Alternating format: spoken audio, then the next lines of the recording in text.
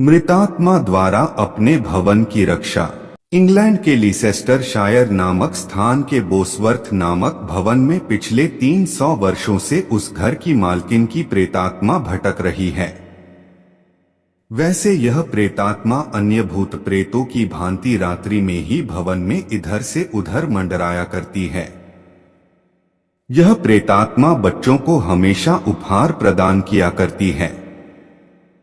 जब बच्चे घरों में सो रहे होते तो चुपचाप उनके पास पहुंचती है और बगल में उपहारों के पैकेट रखकर गायब हो जाती है। जब बच्चों को अपने उपहार मिलने लगे तो यह चर्चा जंगल में आग की भांति सर्वत्र फैल गई। पता चला कि एक प्रेतात्मा ही बच्चों में उपहार बांटती है। बोसवर्थ नामक विशाल भवन को सर डिसोडियो ने बनवाया था। उनकी उम्र 24 से 25 वर्ष के करीब थी। एक दिन उन्हें क्लब की युवती से प्रेम हो गया। उसे उन्होंने बिना शादी के अपने घर में रख लिया। कुछ दिन तो मौजमस्ती से गुजरे, लेकिन एक रात्रि को सर डिसोडियो की भवन की छत से गिरने से मृत्यु हो गई।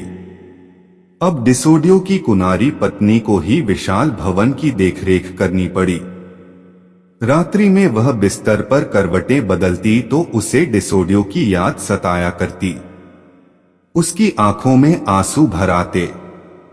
वह आंसू भरी आंखें लेकर बरामदे में लगी डिसोडियो की आदमकद तस्वीर के पास जाती और एक ही बात कहती, काश मेरी गोद तो भर दी होती, मैं बच्चों के सहारे ही अपनी जिंदगी काट लेती।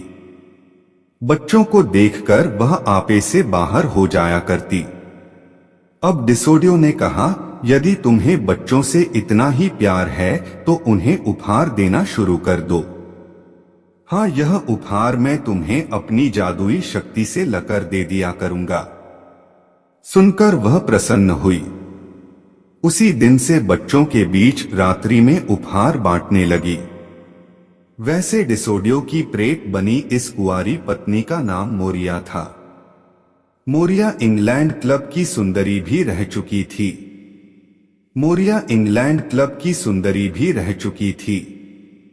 मोरिया की मृत्यु हुए 3 सदियां बीत गई हैं, लेकिन अभी भी वह प्रेत योनि में ही है।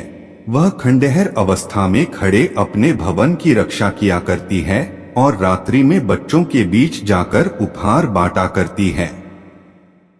इंग्लैंड में लोगों की धारणा है कि उपहार प्रदान करने वाली यह प्रेतात्मा किसी को सताती नहीं बल्कि गरीबों का दुखड़ा दूर करती है।